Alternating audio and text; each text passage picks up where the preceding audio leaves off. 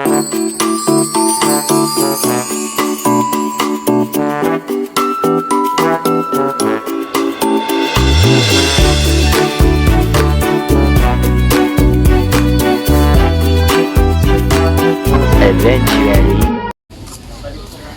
Eto, makano to? 750 po yan, ma'am. 750. Ang yaman. Ano yan? Red and yaman. Red and Yaman? Okay, ang yaman. Ah, amyanan.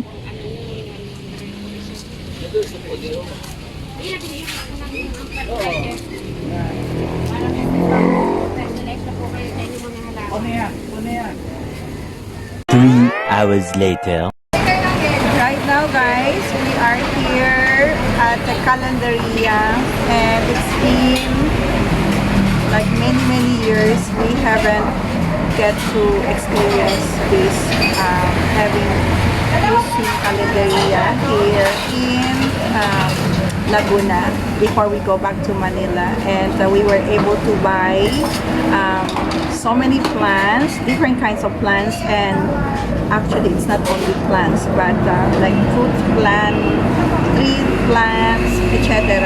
So we will show you later on. It's inside the car, and now we are going to have our lunch, and this is a Carenderia, and you see guys, ayan, diba?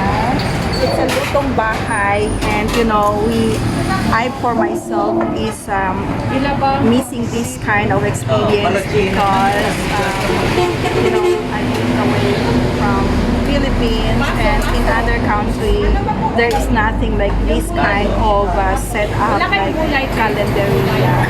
Okay, this is the one.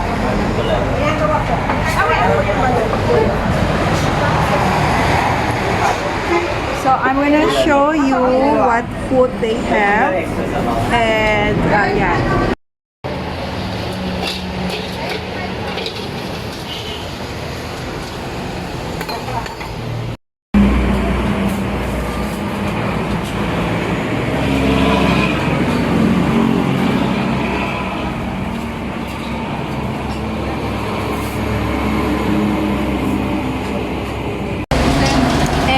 May libreng soup.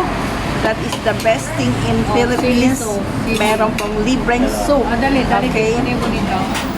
This is a beef soup. And yan, chili sauce. Oh my God. One more chili sauce. Oh my God. This is the best thing here in Manila or in Philippines. Bukod sa may libreng it's a free soup, and also the price is moderate, and you feel the lutong bahay, you know, that you feel yung talagang homemade cook. Yan. Okay, let's eat guys. Okay. Masarap daw na. Bulalo.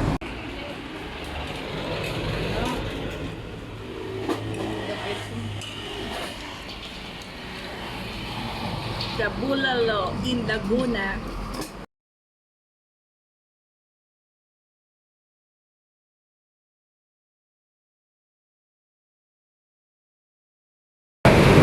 Finally, tapos na.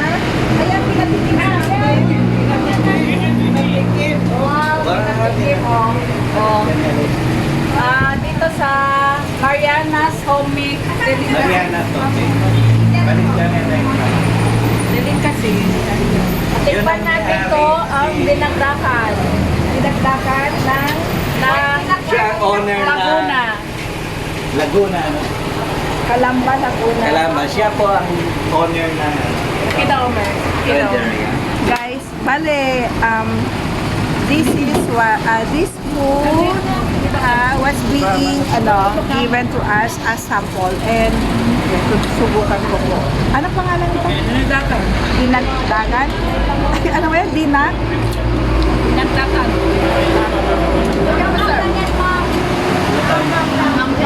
So, Ilocano, Manoto. Bicol, Bicolan. Bicol daw. Sarap. Sarap. Bigay sa kanan na. Jason. Thank you.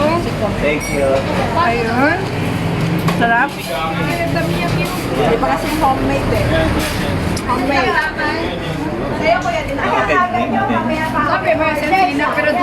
Bulalo. Fresh. Ayan. Chinky! Special perfume, alam mo. Kumakain din si Chinky. Empty plate. Oh, okay. Guys, so eto na po. We are going back to Manila.